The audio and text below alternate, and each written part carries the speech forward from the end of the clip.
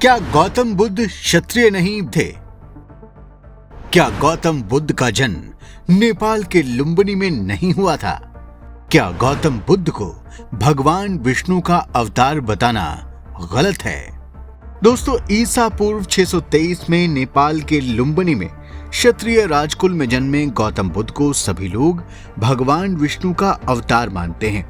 लेकिन इसे लेकर एक नई थ्योरी सामने आई है, जिसके मुताबिक जो गौतम बुद्ध भगवान विष्णु के अवतार थे वो ब्राह्मण कुल में पैदा हुए थे और वो क्षत्रिय राजकुल में जन्मे गौतम बुद्ध से काफी पहले पैदा हो चुके थे। इस वीडियो में हम आपको बताएंगे कि भगवान विष्णु के अवतार गौतम बुद्ध कहां पैदा हुए थे, उनके ब्राह्मण होने के बारे में क्या तर्क और तथ्य दिए जाते हैं। बस आप देखते रहिए द कर्मा। दोस्तों, गौतम बुद्ध को ब्राह्मण मानने वाले कई विचारक हैं, लेकिन इनमें पुरी के शंकराचार्य निश्चलानंद सरस्वती का नाम सबसे ऊपर है।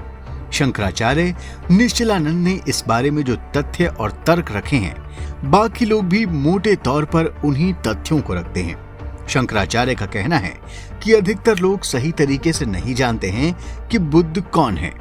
जिन बुद्ध की वो बात करते हैं वो एक क्षत्रिय राजकुमार थे, जिनका जन्म नेपाल में हुआ था, जिनका विवाह भी नेपाल में हुआ था और उन्हें सिद्धि बोध गया में मिली। लेकिन ये विष्णु के अवतार नहीं है। अब यदि हम भविष्य पुराण पर विचार करें, जिसमें बौद्ध अवतार की अवधारणा है, तो उसके अनुसार बुद्ध ब्राह्मण कुल में अवतरित हुए थे। श्रीमद् भगवत में भी बौद्ध अवतार का क्षेत्र कीकातेषु भविष्यति लिखा है, अर्थात भगवान विष्णु कीकट में बुद्ध रूप में अवतार लेंगे। कीकट शब्द का प्रयोग ऋग्वेद में भी हुआ है। इसका मतलब है कि भगवान बुद्ध का अवतार 623 ईस्वी पूर्व से सैकड़ों साल पहले हो चुका था।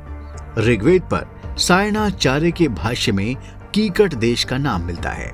गौरतलब है कि सायणाचार्य स्वयं कृष्ण यजुर्वेद के अंतर्गत तैत्तिरीय शाखा के अध्येता ब्राह्मण थे। उन्होंने सबसे पहले अपनी तैत्तिरीय संहिता और उससे संबंधित ब्राह्मण आर्य का भाष्य लिखा। फिर उन्होंने ऋग्वेद का भाष्य लिखा। फिर श्रीधर स्वामी के भागवत पर लिखे भाष्य में कीकट शब्द का अर्थ गया क्षेत्र से लिया गया है। इस भाष्य की चर्चा आज विश्व में सबसे अधिक है। इस टीका की चैतन्य महाप्रभु ने भी भूरी भूरी प्रशंसा की है। शंकराचार्य कहते हैं कि जैसे पुरुषोत्तम क्षेत्र के अंतर्गत पुरी आता है और जैसे सिर्फ पुरी ही पुरुषोत्तम क्षेत्र नहीं है, वैसे ही गया कीकट क्षेत्र का एक भाग है। कुछ लोगों ने दावा किया है कि गया के पास एक पहाड़ी पर ब्राह्मणों का गांव है, जहां ब्राह्मण कुल में जन्मे बुद्ध की एक प्राचीन प्रतिमा है। उनका दावा है कि अग्नि पुराण में इन्हीं भगवान बुद्ध के ध्यान का विस्तृत वर्णन किया गया है और इसी ग्रंथ के श्लोकों के आधार पर बौद्ध धर्म के मानने वाले लोगों ने गौतम बुद्ध का चित्र बनाया है और उसे उन्हीं के रूप में स्थापित कर दिया है। शंकराचार्य यह भी कहते हैं कि दोनों बुद्ध का एक गोत्र गौतम होना भी संशय का कारण बना। भगवान विष्णु के अवतार गौतम गोत्रीय बुद्ध ब्राह्मण कुल में पैदा हुए, जबकि दूसरे गौतम गोत्रीय बुद्ध क्षत्रिय कुल में पैदा हुए। दोनों बुद्धों के गोत्र एक होने के भ्रम के कारण हम उन बुद्ध को भूल गए जो भगवान विष्णु के अवतार हैं और ब्राह्मण कुल में पैदा हुए थे। शंकराचार्य कहते हैं कि किसी के प्रति हमारा सम्मान कुल पर निर्भर नहीं करता, लेकिन सच्चाई को दबाना नहीं चाहिए। क्या हम भगवान राम और कृष्ण की विष्णु के अवतार में पूजा नहीं करते, जो दोनों क्षत्रिय कुल में पैदा हुए हैं? बुद्ध को ब्राह्मण मानने वाले लोगों का यह भी दावा है कि प्राचीन काल में अमर सिंह नाम के विद्वान हुए जो बौद्ध थे। उन्होंने अमर कोश की रचना की। उन्होंने बहुत ही चतुराई से भगवान बुद्ध और गौतम बुद्ध के नाम एक साथ लिख दिए। उन्होंने विभाजक के रूप में एक शब्द का प्रयोग कर दिया जिसका अर्थ लोग ठीक से समझ नहीं पाते। इसके अलावा उन्होंने भगवान बुद्ध के 10 और गौतम बुद्ध के 5 पर्यायवाची नामों को एक क्रम में लिख दिया। इस कारण भी ये स्थिति पैदा हुई।